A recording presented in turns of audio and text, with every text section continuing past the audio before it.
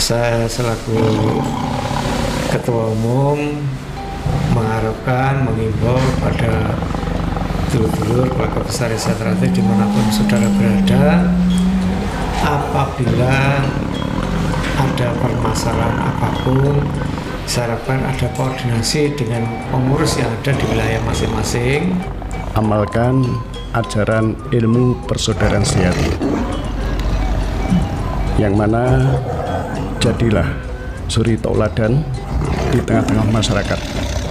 Jadilah cahaya yang bisa memberi penerangan di sekitar. Saya selaku Ketua Umum mengharapkan, mengimbau pada dulur-dulur keluarga besar Desa Trate dimanapun saudara berada, apabila ada permasalahan apapun, saya harapkan ada koordinasi dengan pengurus yang ada di wilayah masing-masing.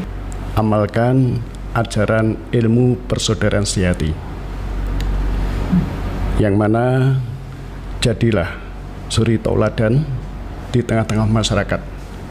Jadilah cahaya yang bisa memberi penerangan di sekitar tempat tinggal saudara. Assalamualaikum warahmatullahi wabarakatuh. Salam sejahtera kita sekalian, salam Om Swastiastu.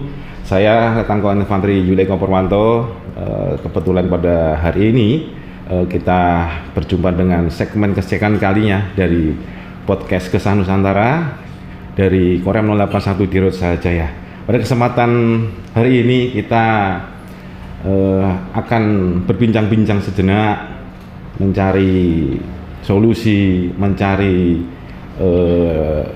jalan keluar ataupun berdiskusi dengan beberapa tokoh yang pada kesempatan hari ini jarang kita bisa ajak ngobrol bersama, terutama dengan kita khususnya di podcast Kesah Nusantara. Para pemirsa, sobat Korem 081 Dirut Sahajaya dimanapun Anda berada, sebangsa dan setanah air, kita hari ini kedatangan dua tokoh sesepuh dan kita hormati bersama. Di sini adalah menjadi panutan para pesilat-pesilat khususnya di wilayah Mataraman, Ketua PSHT Madiun dan mungkin umum Pak J, Pak Haji Murjoko dengan Pak Jagus Sugeng. Pak, sehat walafiat ya, sehat alhamdulillah, kabaripun. Sebelumnya saya ucapkan terima kasih atas kedatangannya, rawuhipun, dan kesempatan yang langka ini bisa menyempatkan waktunya datang di podcast Korem 081 Dirut Sahajaya di Kesah Nusantara. Insya Allah dengan kehadiran di sini di studio podcast Kesah Nusantara bisa menjadi berkah Bapak-bapak. Amin. Oke. Sebelumnya ngapunten Pak Murjoko. Perkenalan singkat dulu dengan Bapak nih. Nanti menunggu gilirannya Pak Agus lah. Pak Haji ini sudah berapa lama menjadi ketua di PSHT? Terima kasih. Assalamualaikum warahmatullahi wabarakatuh. Waalaikumsalam warahmatullahi wabarakatuh. Puji syukur kita panjatkan pada Allah Subhanahu wa taala. Hari ini kita masih diberi kesehatan, keselamatan, umur panjang. Amin. Sehingga bisa bertemu di podcast Kesah Nusantara. Kesah Nusantara ini.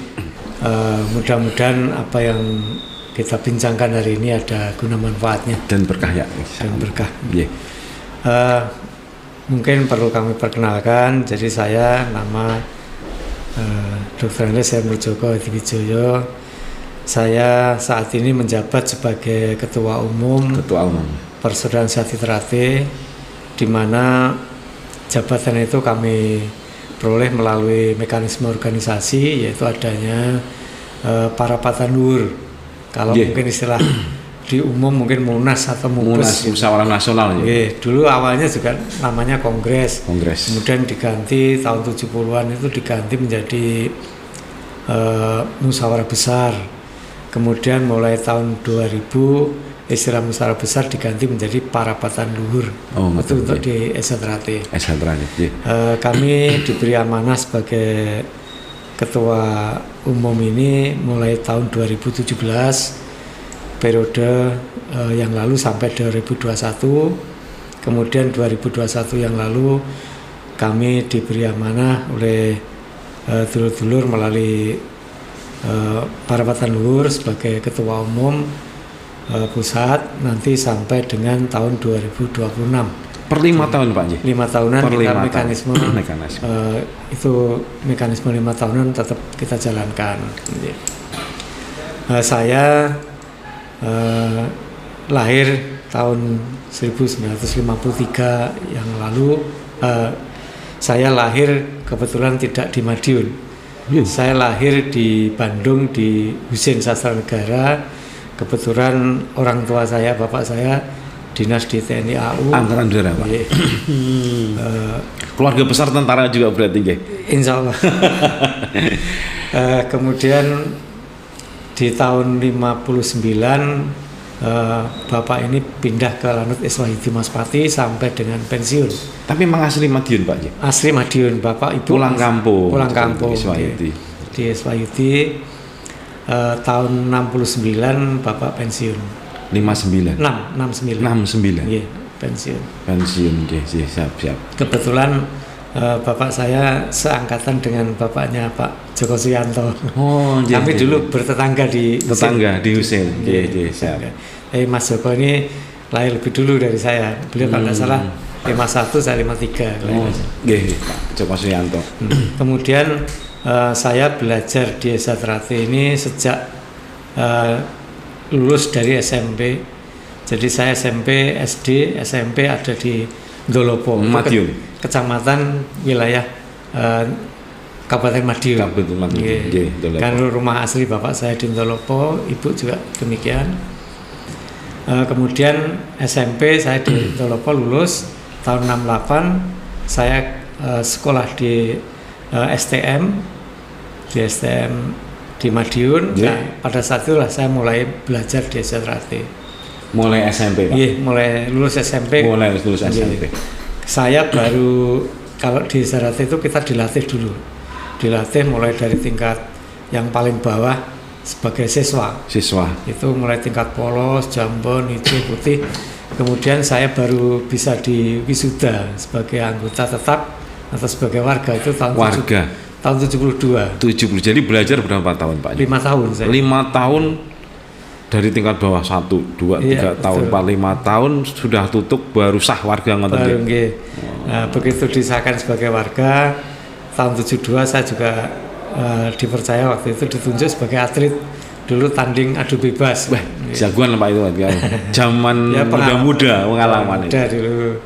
Kemudian melatih di Madiun, buka tempat-tempat latihan di wilayah Madiun. Kemudian tahun 74 saya berangkat ke Surabaya, itu melatih di Surabaya sambil kuliah sambil kerja. Kemudian tahun 77 kembali lagi ke Madiun. 77? Iya, diangkat pegawai negeri di Madiun. Iya, siap. Itu. Jadi di Esa Trate ini ada mekanisme pergantian kepengurusan itu setiap 5 tahun sekali. 5 tahun sekali di pusat. Melalui pawiyatan apa niku? Parapatan Luhur. Iya. Jadi saya di Esa Trate ini menjadi pengurus tidak apa istilahnya tidak tahu-tahu jadi ketua umum, betul. Merintis dari bawah. Jadi saya merintis dari bawah dari dulu tahun 72 di samping jadi atlet saya jadi pelatih juga di pengurusan itu mulai dari pembantu umum dulu. Tapi kalau untuk pemilihan ketua umum niku sama mencalonkan juga atau ditunjuk oleh beberapa perwakilan Pak? Jadi kalau penunjukan ketua umum itu melalui satu mekanisme, yaitu dalam Parapatan Luhur itu ada pemilihan atau penunjukan ini apa tim formatur. Lah melalui tim formatur ini, nah tim formatur ini mendapatkan istilahnya usulan ya, dari cabang-cabang yang hadir sebagai peserta. Alhamdulillah saat ini Esa Trate ini punya cabang di Indonesia yang terakhir tercatat 359. Seluruh Indonesia itu di tiap kota kabupaten. Tiap kota kabupaten tercover semua nih Esa Trate. Tapi belum semuanya. Karena kota kabupaten Indonesia itu Jumlahnya saat ini kalau tidak salah ada 514, kita baru punya 359. 2/3 sudah ada, Pak. Alhamdulillah. Tapi provinsi semua sudah ada. Provinsi sudah ada semuanya. Hanya ada provinsi yang sudah hampir semua kota kabupaten ada, tapi ada yang belum. Kemudian di luar negeri kami baru punya cabang khusus luar negeri itu baru 29. Eropa, Amerika. Ada, mulai dari Timor Leste, kemudian di Malaysia, di Singapura, Taiwan, Korea, Hong Kong, di Jepang, di Arab Saudi, kemudian ada di Belgia ada, kemudian di dulu di Moskow ada juga. 5 benua adalah semua, Pak ya? 5 Insya Allah, iya. Itu pelatih-pelatihnya di sana dari orang luar sana, lokal bule-bule di sana atau dari kita itu? Awalnya dari Indonesia, jadi dari mereka Indonesia. yang ada yang karena kuliah di luar negeri, bekerja di luar negeri, ada yang menjadi tenaga kerja di luar negeri. Betul. Nah ini yang mereka mengembangkan di sana. Sudah punya bekal di sini, saya terate, kemudian melatih di sana. Ternyata juga peminat di seluruh dunia pun ada peminatnya dan juga memang awet lah di sana itu. Alhamdulillah budaya Indonesia bisa disenangi oleh dunia internasional. Dan di samping itu kita insan pencaksilat, perguruan pencaksilat yang ada di tanah ini diberikan tugas dari PBIPSI. Harapannya pencaksilat itu nantinya bisa masuk di kejuaraan internasional. Kalau saat ini baru masuk di SEA Games dan Asian Games, tapi untuk Olimpiade belum. Kalau ketua IPSI sekarang kan masih Pak Prabowo, Pak Prabowo. Ya, kebetulan saya kemarin di Munas IPSI juga diberi tugas, diberi amanah melalui Munas IPSI sebagai Ketua Dewan Pertimbangan PBIPSI, mendampingi beliau Pak Prabowo ini. Jadi kami diberi tugas untuk mengembangkan pencaksilat di luar negeri. Harapannya pada saatnya nanti pencaksilat bisa masuk di Olimpiade. Harapan kita semuanya. Karena untuk masuk Olimpiade ini harus ada 50% plus 1 jumlah negara yang ada pencaksilat.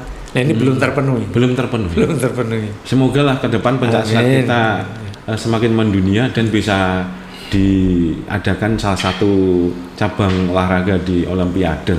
Harapan kita semuanya. Para pemirsa, sekilas tentang Pak Haji Murjogo selaku Ketua Umum PSHT.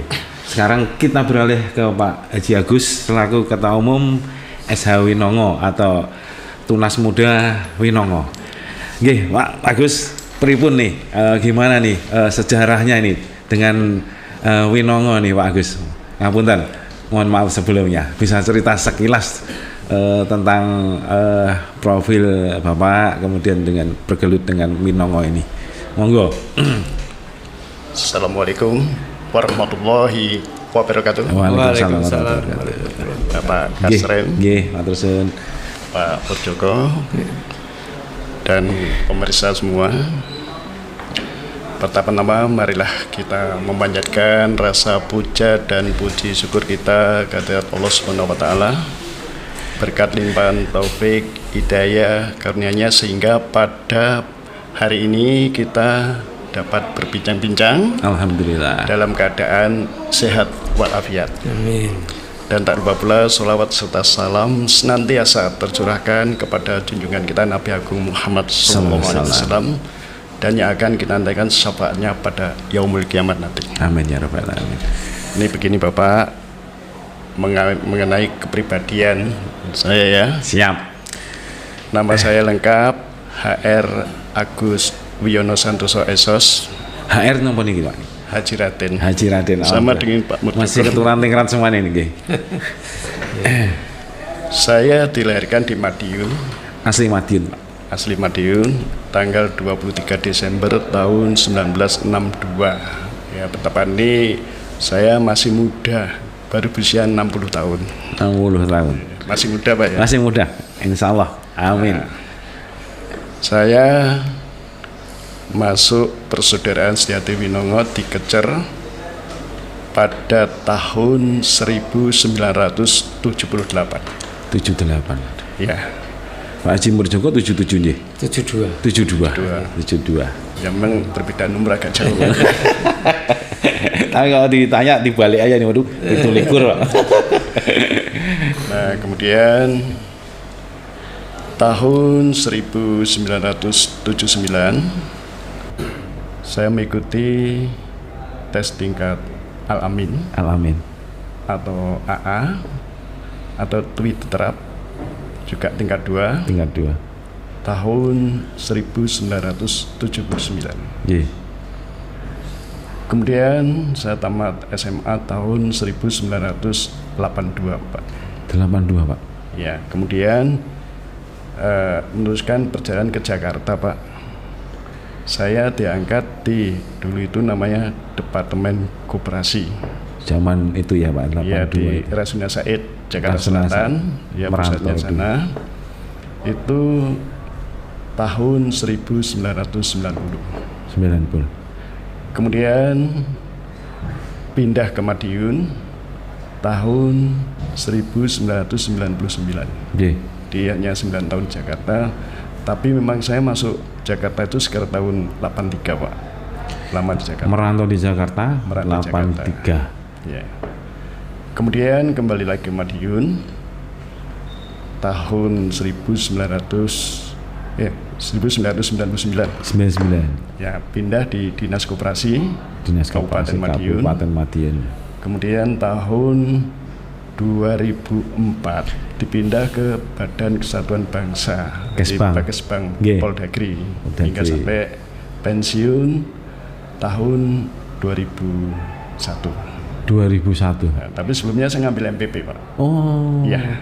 Berarti pensiun umur 58. 58. Iya, 2 tahun yang lalu. 2 tahun ini. Betul. Saya punya putri 2 orang, Pak. Istri cuma 1 saja, Pak. Alhamdulillah. Cucu Sudah baru 2. baru 2.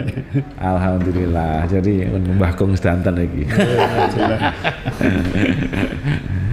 Kemudian saya diperintahkan beliau almarhum Bapak ya. Bapak saya juga.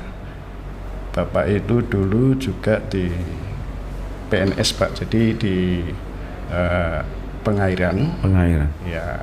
Kalau dulu itu kantornya dekat dengan Balai Kota, Pak. Dinas Pengairan. Kemudian Bapak pensiun. Nah, terakhir kali pada saat Bapak itu melaksanakan ibadah haji Nggih. itu tahun 2008.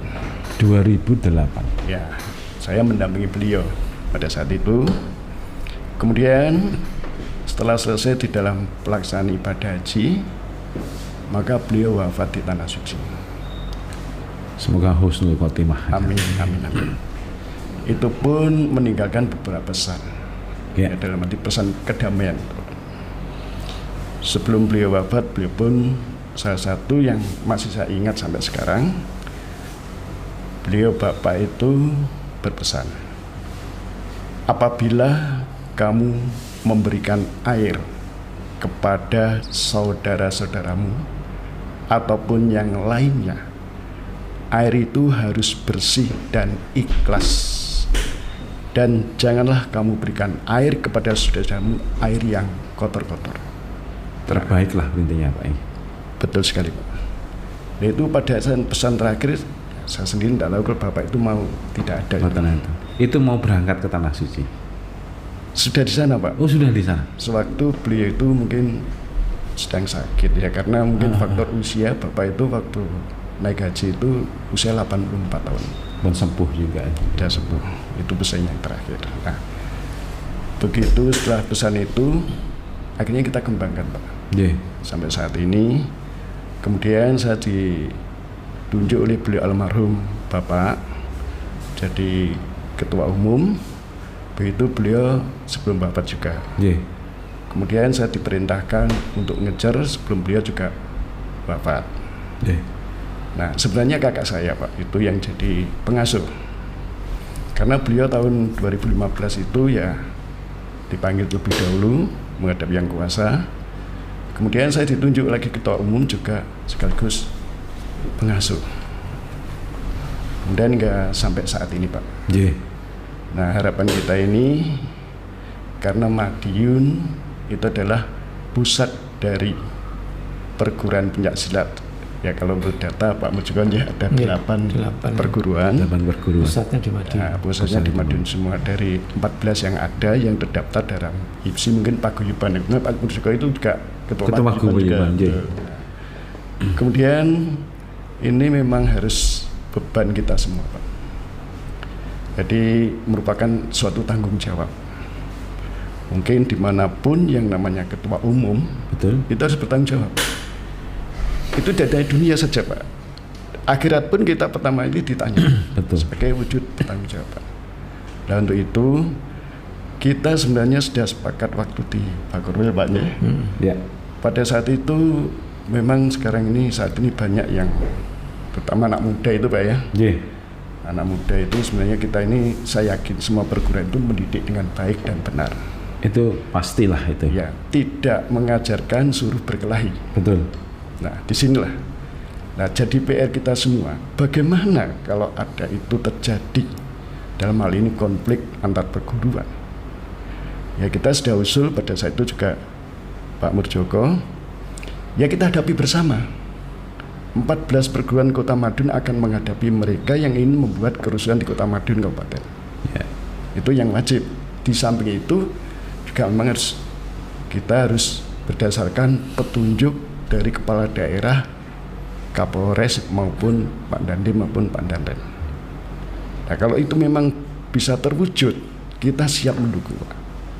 Pertama memang harus kita amankan kota, jaga kota Jawa Timur, Negara Kesatuan Republik Indonesia baru itu bisa dijaga. Maka dari itu ya mungkin kita nanti bagaimanalah kita minta petunjuk kepada Bapak TNI Polri juga pemerintah daerah untuk mewujudkan agar pencaksilat ini bisa kondusif, bisa menjaga. Ya kalau bisa ya semacam Mbak Mil itu, Pak. Ya itu nanti insya Allah, Pak, kalau itu bersama-sama bisa terlaksana ya akan kondusif dan pembangunan akan lebih maju lagi. Memang salah satu wujud tanggung jawab moral seorang ketua umum itu kan baik di dunia dan di akhirat ini yang memang menjadi beban kita semua. Nah kalau Pak Murjoko sendiri ya dari saran dan bagaimana bisa semua anak ini kan oknum yang ini yang bentrok sana sini, nggak hanya di Madiun saja. Terakhir kejadian tanggal 15 Januari kemarin itu, kemudian kemarin ini ada kejadian beberapa kali di Nganjuk dan di wilayah Mataraman ini. Gimana sih Pak sistem pembinaan di wilayah ini? Kita kan harus bisa mengerti akar permasalahannya dulu. Karena ternyata saya lihat saya tahu ini hanya masalah beberapa kali masalah sepele saja. Terima kasih. Jadi di Setrate ini untuk menjadi warga atau anggota itu melalui tahapan. Jadi dididik dulu sebagai siswa yang tadi saya sampaikan dari tingkat yang paling bawah sampai tingkat terakhir. Setelah itu dites memenuhi persyaratan baru itu diwisuda menjadi anggota tetap. Yang wisudanya dilaksanakan setiap bulan Muharram atau bulan Syuro. Itu diselenggarakan di seluruh cabang di Indonesia bahkan di luar negeri. Nah dalam pembinaan ini tentunya kalau masih siswa itu kalau melanggar pecat, itu langsung kita keluarkan dari latihan. Nah setelah diwisuda menjadi anggota tetap, menjadi warga, ini pun juga demikian. Ada aturan-aturan sesuai dengan ADART, sesuai dengan ketentuan organisasi. Kalau terjadi pelanggaran maka ada tahapan-tahapan. Jadi ada peringatan lisan tertulis, baru skorsing meningkat menjadi pemecatan. Kalau dasar nanti bisa kita. Jadi kita tidak pandang dulu kalau ada memang terbukti salah dan itu ada bukti yang kuat secara hukum, ya sudah kita keluarkan, kita lepas. Dengan kejadian-kejadiannya apakah sudah pernah dilakukan, Pak? Sudah terrealisasi pernah seperti itu? Sudah. Jadi kita sejak dulu. Jadi pembinaan di cabang itu menjadi tanggung jawabnya cabang masing-masing. Cabang masing-masing. Jadi cabang itu kita beri otonomi untuk mengatur cabangnya sendiri. Ketua umum ditembusi tapi Iya, jelas. pastinya. Jadi ya. nanti untuk kegiatan di cabang atau di pembinaan di cabang, di ranting, ranting itu tingkat kecamatan, ini menjadi tanggung jawab daripada cabang. Ya. Kemudian kita ada yang kalau sudah menjadi warga itu ada tingkatan lagi untuk menjadi pembina di masing-masing wilayah. Jadi ada kalau baru disahkan menjadi anggota tetap itu namanya warga tingkat 1, kemudian nanti kalau sudah mencapai masa tertentu, dedikasinya baik, moralnya baik, nah ini baru bisa mengikuti peningkatan jenjang berikutnya di tingkat 2. Tapi tetap komit Pak ya, terkait ada pelanggaran, keluarkan. Iya. Sudah berapa banyak Pak itu? Wah, calon-calon itu kan istilahnya baik yang sudah jadi warga atau yang belum itu kan pasti dengan kejadian-kejadian yang tidak kemarin lah, sudah berapa tahun sering terjadi itu, sudah berapa kali mengeluarkan itu? Sudah banyak sekali. Ribuan aja tuh. Kalau dari Winongo sendiri ribuan Pak Yusuf? Baik, jadi untuk Winongo sendiri itu pertama itu kita tujuan Pak ya. Sebenarnya maksud tujuan SA itu apa? Yaitu untuk mengolah raga dan mengolah batin untuk mencapai keluhuran budi guna mendapatkan kesempurnaan hidup, kebahagiaan serta kesejahteraan lahir batin di dunia dan di akhirat. Nah, sesuai dengan tujuan tersebut, kalaupun kita berlatih memperdalam ilmu pencak silat ini atas dasar jiwa yang sehat terdapat pada tubuh yang kuat, atau istilah asing mengatakan mens sana in corpore sano. Akan tetapi apakah tubuh kita menjadi kuat pasti jiwa kita ini sehat? Ini belum tentu. Maka harus disertai kita melaksanakan perintah-perintah Tuhan dan meninggalkan segala menjadi larangannya atau amar ma'ruf nahi munkar. Dari hal inilah memang di dalam ajaran Isa itu didik secara jasmani rohani. Akan tetapi di dalam persaudaraan sejati Winongo Tunas Muda ini terlebih dahulu kita mendidik kerohanian dengan melalui kejar. Kejar itu dalam arti pemberian kerohanian dari jam 10 hingga menjelang subuh. Kemudian di situ ada kerohanian juga keagamaan, bagaimana kita ini hablum minallah, hablum minannas.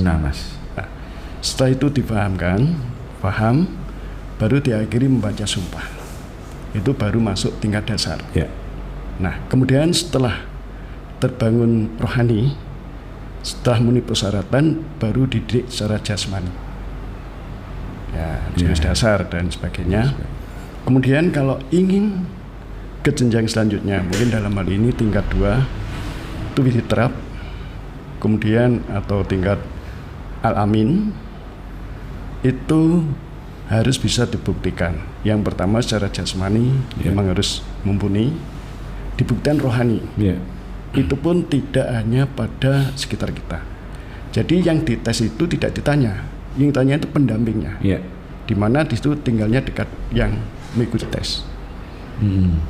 Jadi yang dites itu secara rohani, masalah keagamaan, kemudian budi pekerti, itu terhadap kedua orang tua bagaimana, di tengah masyarakat bagaimana, terhadap saudara bagaimana. Kalau itu semua menyatakan baik, baru diluluskan. Tapi kalau tidak, ngulangi lagi. Harus dibuktikan dengan tingkah laku berdasarkan yang ada di lapangan. Ini fakta. Nah, di samping juga harus mengikuti tes secara fisik. Setelah itu mengikuti kejar lagi untuk ke jenjang tingkat 2 atau alam. Nah, setelah nanti tingkat 2 selesai, itu harus pembuktian karena jasmani rohani harus seimbang.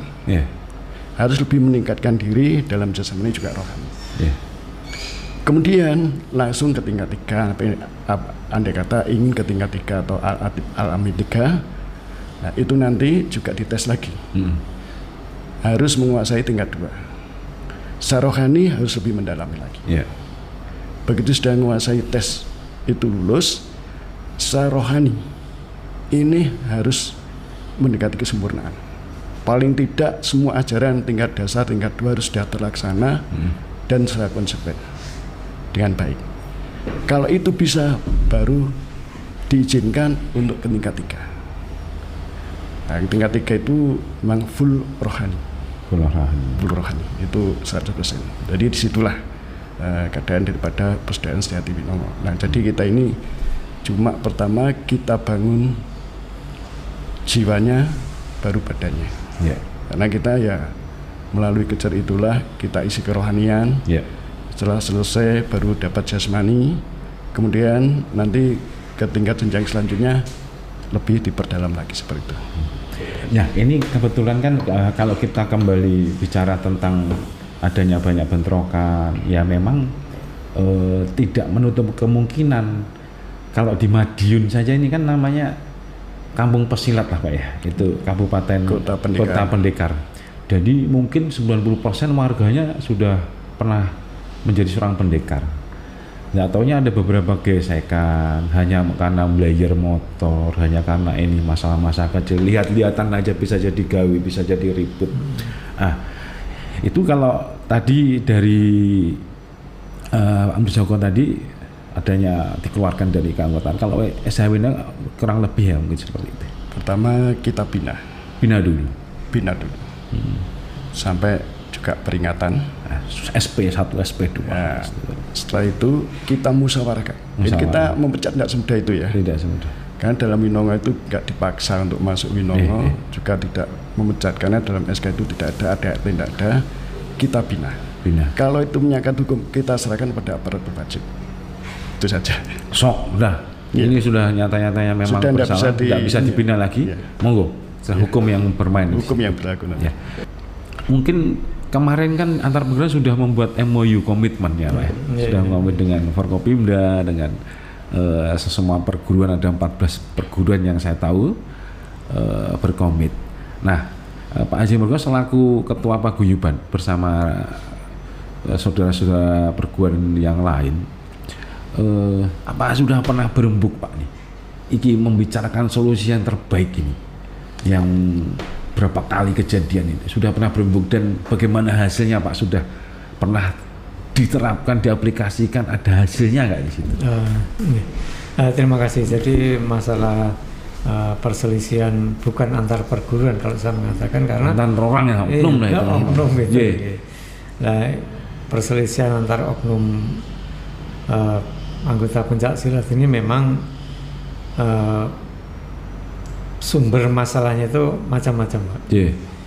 Kalau kita teliti juga, mereka yang masuk berlatih di perguruan ini pun ya mohon maaf kan mempunyai latar belakang keinginan yang macam-macam. Ada yang inginnya mencari ilmu yang betul-betul dia ingin belajar sungguh-sungguh menjadi orang yang berbudi pekerti luhur dan sebagainya.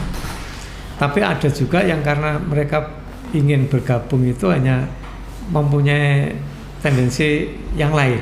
Cari aman gitu. Ya, mungkin cari aman ada. Mohon maaf, untuk kepentingan politik juga ada. Sampai segitunya Pak ya. Jadi ada yang ingin mencari kalau saya masuk di sini bolo saya banyak, nanti kalau saya bisa dibantu oleh bolo-bolo saya lah ini. Banyak tendensi.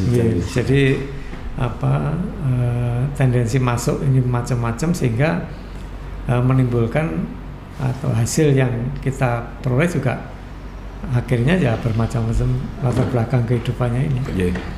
Nah, oleh karena itulah dalam paguyuban perguruan pencak silat Madiun yang kami juga dengan Pak Agus Bin ini juga sebagai pengurus. Jadi di Madiun ini ada IPSI, ada paguyuban. Kalau IPSI ini memang wadah formal bagi perguruan pencak silat yang dibentuk oleh pemerintah. IPSI ini di bawah KONI, itu yang resmi. Nah, mengapa kok muncul ada paguyuban? Kalau di kepengurusan IPSI ini mungkin ketua-ketua perguruan itu hanya sebagai dewan pembina aja.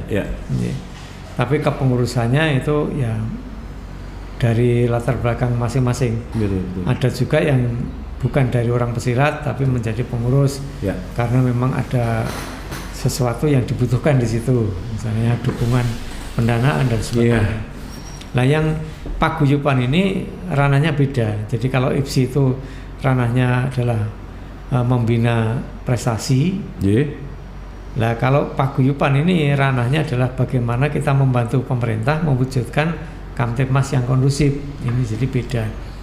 Sehingga di kepengurusan paguyuban ini kami libatkan semua ketua-ketua perguruan yang ada di Madiun ini.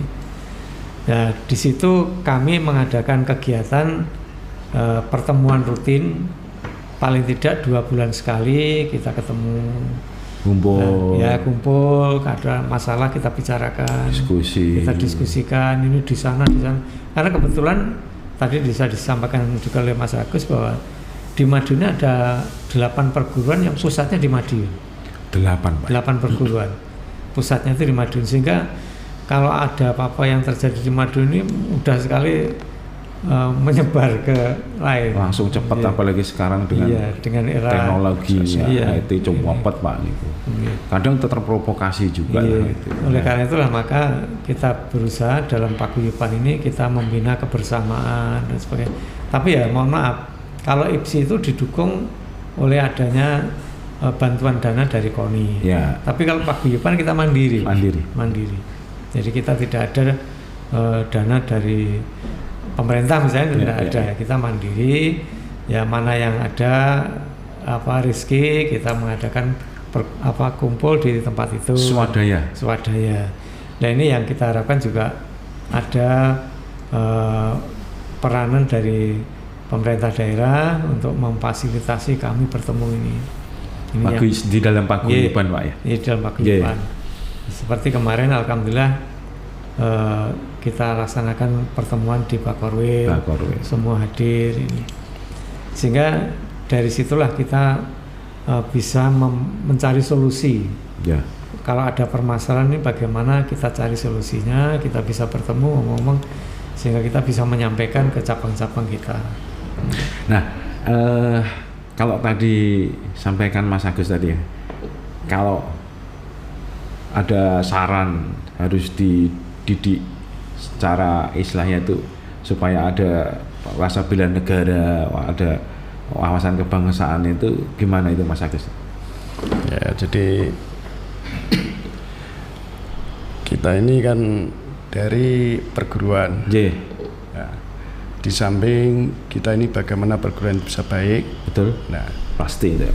Ya, itu kita hanya bagaimana untuk pembinaan dalam ini baik itu dari pemerintah daerah, kemudian TNI Polri.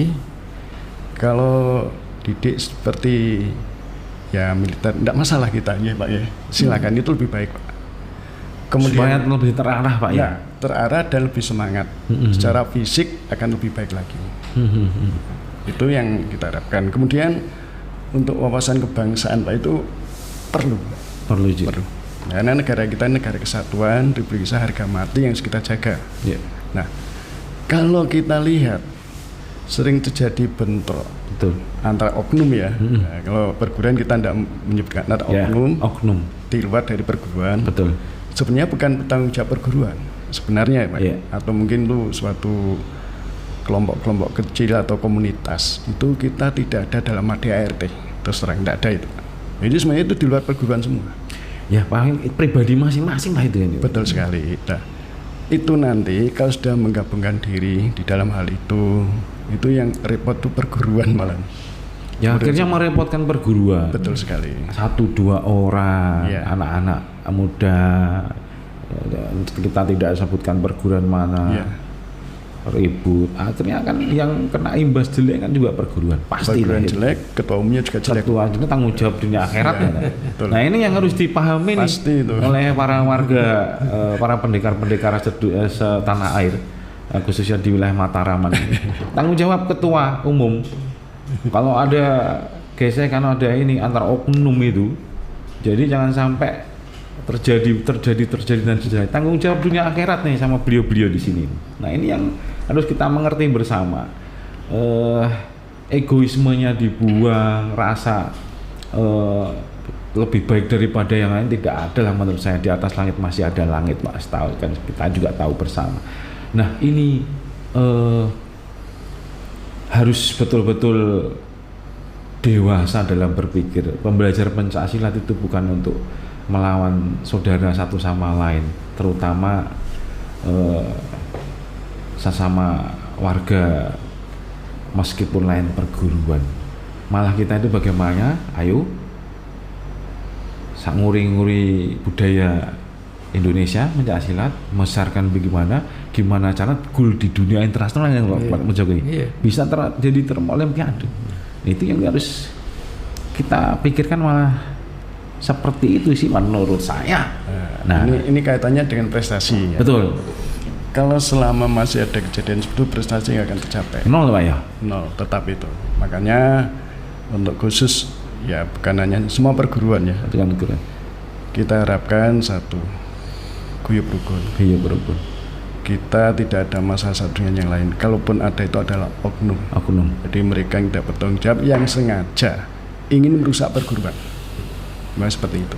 Ada juga ya yang merusak seperti itu. Ya mungkin entah sekarang ini saat ini sudah modern ya, melalui medsos dan lain sebagainya, itu yang paling membahayakan. Nah, kita masalah medsos juga kita sampaikan kepada mungkin terutama bagi saudara-saudara saya yang di Winongo Tunas Muda, janganlah percaya, janganlah ditanggapi.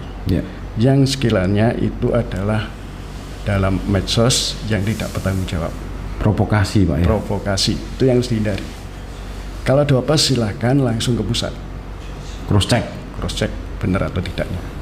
Kadang juga ada yang wah ini saudaramu dipukuli, padahal belum tentu seperti itu lah. Itu satu medsos. Nah, itu. Tatwa Masi itu mungkin dengan Pak disalahartikan. Nah, Tatwa Masi itu sebenarnya kan itu ajaran SH. Itu juga ajaran itu memang dari buku agama Hindu. Betul. Tatwa Masi tat yatwam kamu asli adalah saya. Kamu adalah saya. Atau tapi i adalah kamu adalah ya, aku adalah kamu adalah. Ini kan falsafah. Mengajarkan rasa sayang tanpa batas, sebab diketahui bahwa aku, kamu, ia, dan seluruh makhluk itu sama saja. Dan kalau kita menolong lain berarti menolong pada diri sendiri. Sebaliknya kalau kita menyakiti orang lain berarti menyakiti diri sendiri. Inilah suatu wujud. Memang ini ajaran Hindu. Ini memang diperoleh dari guru beliau, Eyang King Abisrodipiryo dari Bali. Ya. Nah, kita terkait memang perguruan yang notabene-nya apalagi SH ini satu guru lah itu. Nah ini apa enggak sedih beliaunya ini kan mendengar seperti anak turunannya, murid-muridnya sampai beranak cucu begini sampai bolak-balik bentrok. Nah inilah kita yang memang harus banyak-banyak memberikan pengertian selaku orang tua. Memang kita harus cerewet Pak itu memberikan pengertian pada anak-anak yang masih muda-muda ini. Nah memang terlepas dari ajaran, saya yakin perguruan semua mengajarkan baik, tidak ada terprovokasi, dan menurut saya juga memang dari perguruan juga memang harus sering-sering kontrol Pak ya. Adanya provokasi itu apalagi terkait dengan media. Kebetulan tanggal 7-8 Januari kemarin kita ngadain pelatihan itu dalam arti visual ya. Visual media yang mana kita mendatangkan dari IKJ Jakarta. Kemudian di situ ada pelatihan bagaimana cara mengambilkan gambar, menyampaikan pada ini PA, juga tata bahasa yang baik. Gambar yang sampaikan itu jangan sampai terulang gambar yang beberapa waktu berjalan itu dimunculkan kembali. Itu yang sangat menyedihkan itu. Biasanya begitu Pak, orang provokasi itu. Maka bagaimana yang punya konten ini terutama, dan itu pun kalau dalam video gambar yang baik-baik saja. Jangan tidak baik, kalau tidak baik itu memancing masalah. Nah inilah sehingga pada saat itu 2 hari kita melaksanakan ya alhamdulillah bisa agak terkendali lah. Jadi Kita harapkan ini bisa nanti disampaikan ke yang lainnya, terutama yang punya konten, sehingga nanti walaupun boleh saja membuat seperti itu, boleh saja, akan tetapi yang harus sesuai dengan aturan yang baik seperti itu. Oke, Pak Murjogo dan Pak Agus, terkait dengan sistem pembinaan. Sistem pembinaan kan kadang kita bisa mengawasi, kadang kita juga ada keterbatasan. Sistem pembinaan kepada anggota. Yang paling pokok diajarkan ini supaya tidak salah pengertian, salah jalur dalam mengartikan, oh saya ke perguruan itu, terutama ya jiwa korsa. Jiwa korsa ini tentara pun ada Pak, jiwa korsa ini. Tapi jiwa korsa di saat yang baik, hal yang baik jiwa korsa. Jangan sampai jiwa korsa itu diterapkan pada jiwa dan pada kejadian ataupun hal yang salah. Nah, pripun nih Pak, gimana ini? Ya, Nggih. kita sering menyampaikan Pak, Nggih. Korsa itu penting. Korsa itu penting. Ya, untuk kesatuan ya itu. Nggih.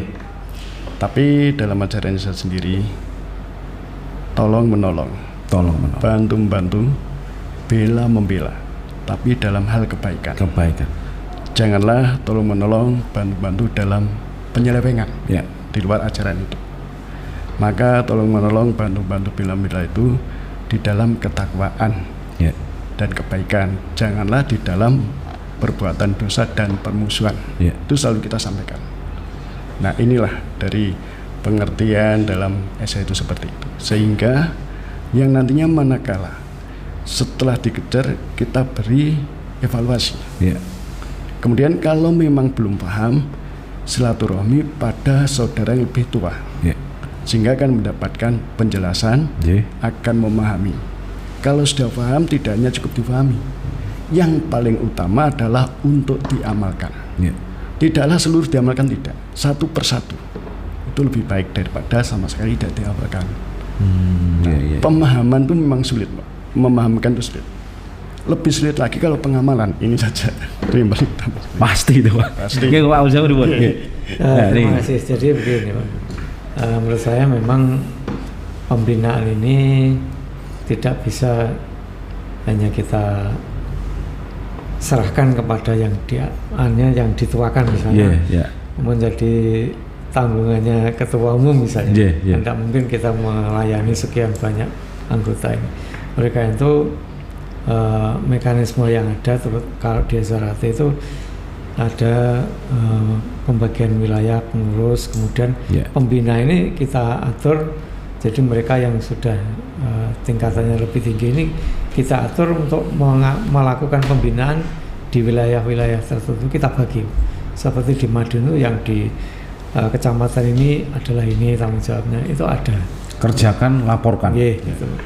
Nah, menurut hemat kami begini Pak. Jadi mungkin kalau bisa kita adakan pembinaan itu secara periodik, itu keterlibatan daripada tokoh-tokoh masyarakat, tokoh agama, dan juga dari pemerintah, dalam hal ini pemerintah daerah, TNI Polri, ini memang kita butuhkan Pak.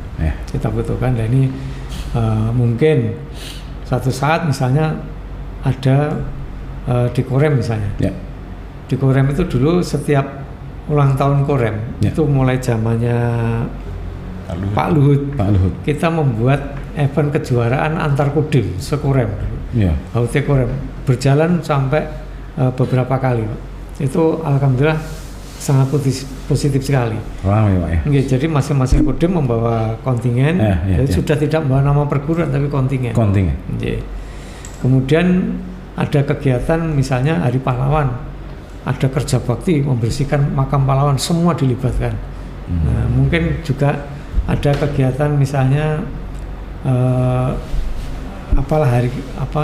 pemerintah daerah punya gawe, kita libatkan misalnya kerja bakti di jalan atau di tempat-tempat tertentu, misalnya di pasar atau di mana. Nah, itu keterlibatan itu saya kira juga perlu, sehingga ini akan menyemangati untuk kebersamaan tadi. Ini kami usulkan. Kemudian untuk pembinaan yang dalam dalam forum Ya. yang resmi ini mungkin dalam bentuk apa itu bela negara atau apa, monggo apakah dilaksanakan mungkin yang tokoh-tokohnya dulu misalnya nanti dikumpulkan, kemudian ada pembinaan mungkin sehari 2 hari, baik masalah hukum, masalah wawasan kebangsaan, bela negara, kemudian ketertiban dan sebagainya. Ini nanti kita atur, kita kemas, kita bisa bekerja bersama-sama antara kita yang ada di perguruan dengan pemerintah ini, termasuk dengan TNI Polri. Nanti kita atur, ya tentunya karena yang ibaratnya yang punya dukungan itu dari pemerintah daerah, hanya dukungan untuk pelaksanaan itu ya kita harapkan pemerintah daerah melalui, kalau di kota ya wali kota, kabupaten melalui Pak Bupati ini bisa mengapresiasi apa yang menjadi kita inginkan ini, bisa wadahi dan ada peran serta pemerintah. Peran serta pemerintah ini. Kalau masalah pembinaan intern, itu pemberian materi dan sebagainya, saya kira kita semua perguruan lengkap, baik dari sisi rohaninya, baik dari sisi jasmaninya, sudah. Hanya karena itu tadi latar belakang mereka masuk ini kadang-kadang tidak semuanya murni untuk mencari ilmu, tapi ada yang untuk kepentingan sesaat, kepentingan pribadi, dan yang perlu kita berikan wawasan, baik wawasan kebangsaan, hukum dan sebagainya. Ya memang mungkin saran dan yang hasil diskusi, hasil kita kesah seperti ini, mungkin salah satu yang bisa dijadikan solusi mungkin seperti Pak Projok. Tapi mungkin dari kawan-kawan saudara-saudara perguruan juga harus bisa mengevaluasi internal mengevaluasi internal. Kok berapa kali kejadian terus setiap tahun pasti ada. Ya kadang memang oknum di luar kemampuan perguruan juga. Tapi kan itu oknum, bukan perguruannya. Kalau perguruan sampai seperti itu, ngeri sekali, apa itu? Hampir semuanya se-Indonesia ya gitu Pak ceritanya. Nah, ini kita sampaikan ke para pendekar-pendekar sebangsa dan setanah air nih. Bagaimana ini Pak pesannya supaya tidak terjadi kejadian-kejadian bentrok bolak-balik antar oknum ya, bukan antar perguruan seperti itu. Akhirnya kebawa perguruan kita, bawa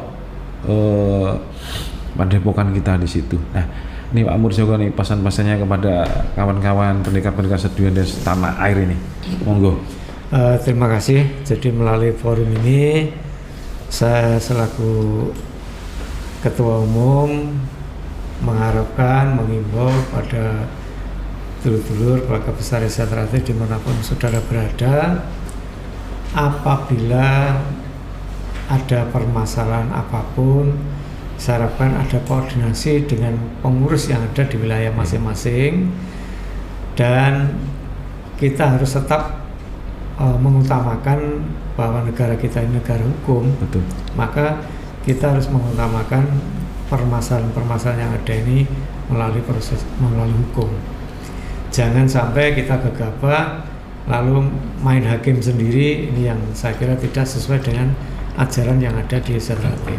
Timbul masalah baru. Jadi apapun mari kita serahkan kepada aparat penegak hukum, dan tentunya kita juga berharap bahwa aparat penegak hukum pun akan melaksanakan tugasnya secara adil dan bijaksana, ini yang penting. Kemudian dalam rangka menjaga Kamtibmas ya, tentunya bagi keluarga besar Desa Teratai ini adalah hukumnya wajib menjaga Kamtibmas sesuai dengan komitmen kita keluarga besar Desa Teratai. Kita telah sepakat, yaitu sebagaimana yang diamanahkan oleh pendiri, oleh Ki Hajar Utomo, kita mengutamakan yaitu watak jiwa patriotisme, cinta tanah air, bangsa dan negara, ini yang utama. Kemudian itu pun juga sudah komitmen kita dalam para Parapat yang baru lalu tahun 2021. Kita telah berkomitmen bahwa keluarga besar Desa Teratai menjaga yaitu 4 konsensus kebangsaan, yaitu Pancasila, Undang-Undang Dasar 45, NKRI, dan Bhinneka Tunggal Ika. Ini merupakan kewajiban. Jadi bagi Zarate itu menjaga 4 konsensus kebangsaan ini merupakan harga mati. Tidak bisa ditawar-tawar. Kalau ada warga Zarate yang bertentangan dengan konsensus kita, ya mohon maaf, kami akan mengeluarkan dari organisasi ini. Ini yang penting, dan mari kita tunjukkan bahwa kita terutama mohon maaf Zarate ini merupakan salah satu perguruan pencak silat yang ikut membidani lahirnya IPSI. Sehingga harapan kami keluarga besar Zarate mampu menjadi contoh, menjadi teladan di lingkungannya, di masyarakat, dalam rangka menciptakan Kamtipmas. Bukan malah sebaliknya. Ini yang harus kita pahami.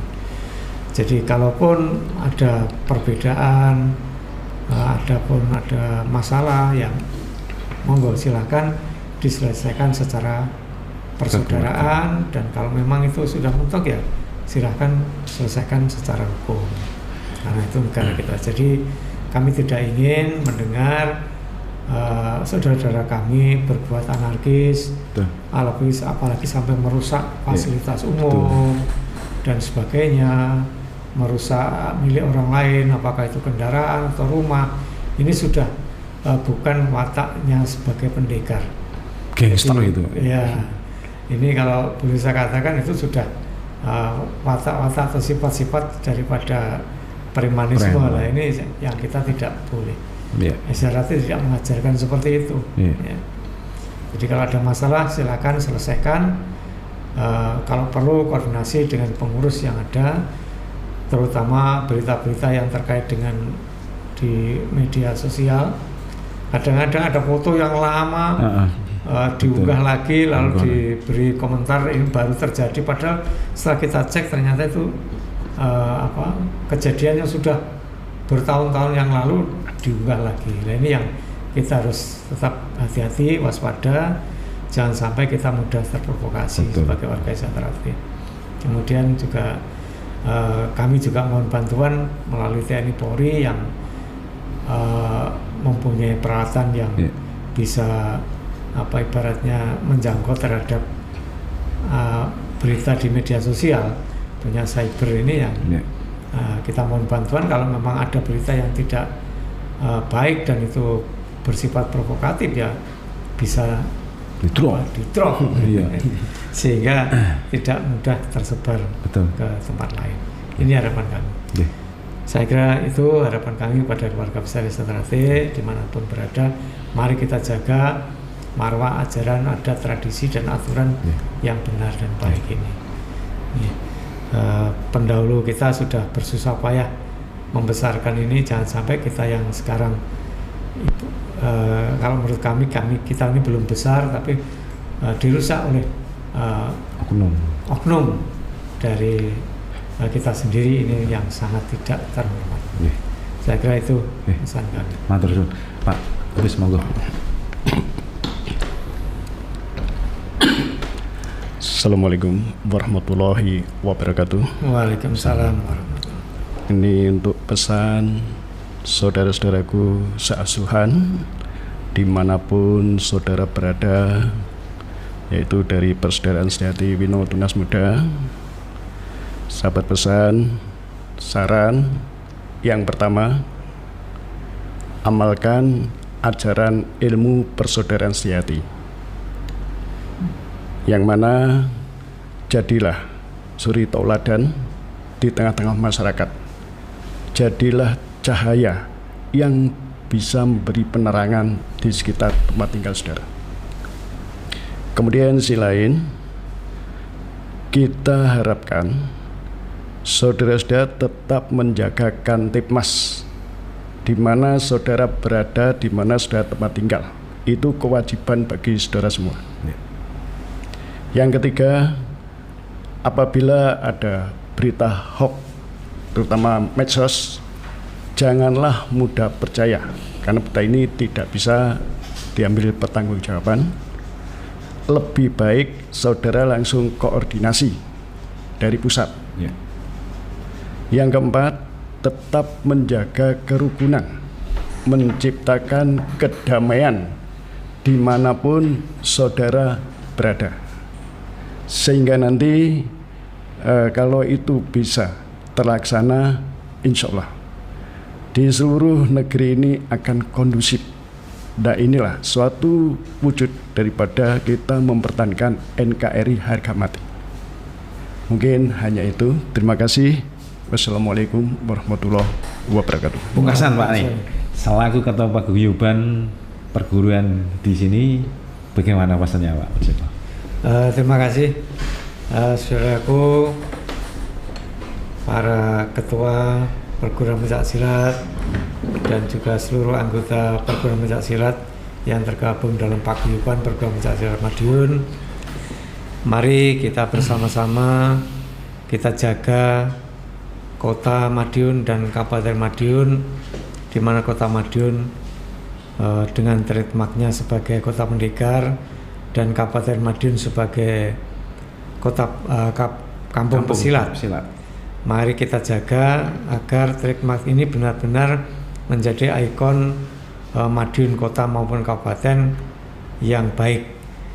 Ya, kita tunjukkan bahwa Madiun sebagai pusatnya perguruan pencaksilat yang besar harus bisa membawa nama baik keluar, sehingga dengan kebaikan yang ada ini kita harapkan Madiun kota dan kabupaten menjadi salah satu tempat tujuan wisata religi, terutama yaitu wisata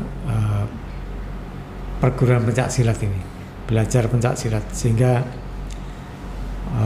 para wisatawan baik itu domestik maupun dari mancanegara datang ke Indonesia pasti akan mencari di mana pusatnya pencaksilat ini, yaitu di Madiun. Sehingga kita perlu menjaga Madiun tetap kondusif, aman, tentram, damai. Kalaupun ada permasalahan, mari kita selesaikan bersama-sama secara arif dan bijak dengan berlandaskan kepada rasa persaudaraan yang ada ini. Ya. Dan paguyuban kita punya satgas yang anggotanya dari semua perguruan pencaksilat. Maka satgas ini yang kita beri nama Satgas Sendot Prawiro Dirjo ini kita tetap kita jaga, dan harapan kami kalaupun mungkin dalam waktu dekat kami akan minta untuk, mungkin ada anggota yang kemarin sudah pindah alamat, mungkin juga pindah pekerjaan dan sebagainya, maka mungkin ada peremajaan, kami akan minta data anggota Satgas Sendot Prawiro Dirjo yang baru dari semua perguruan yang ada. Setiap ada event kegiatan di Madiun baik kota maupun kabupaten, baik itu kegiatan perguruan ataupun kegiatan dari pemerintah daerah, Satgas ini harus bisa tampil. Betul. Ikut membantu mengamankan saudara-saudara kita. Itu yang kami harapkan. Sekali lagi kepada ketua perguruan pencaksilat yang tergabung dalam paguyuban perguruan pencaksilat Madiun, ada 14 perguruan, mari kita bersatu bersama-sama dengan meningkatkan dan mempererat rasa persaudaraan kita ini. Kita bangun Madiun sebagai kota pendekar dan Kabupaten Madiun sebagai kampung pesilat. Ya. Terima kasih atas perhatiannya dan dukungannya. Terima kasih Pak Muljoko dan Pak Agus selaku Ketua Umum PSAT dan PSHW atas waktunya. Matur nuwun sangat. Iya, sama-sama. Matur nuwun, semoga kisah kita, obrolan kita singkat ini bisa menjadi solusi dan jadi bisa mengertilah saudara-saudara kita para pendekar di seluruh Nusantara dan seluruh tanah air. Semoga menjadi berkah, dan matur suwun atas rawuhipun sekali lagi, dan saya Kasrem 081 Dirut Sajaya beserta kru mengucapkan terima kasih. Semoga menjadi berkah kita semua. Terima kasih. Wassalamualaikum warahmatullahi wabarakatuh. Salam pendekar.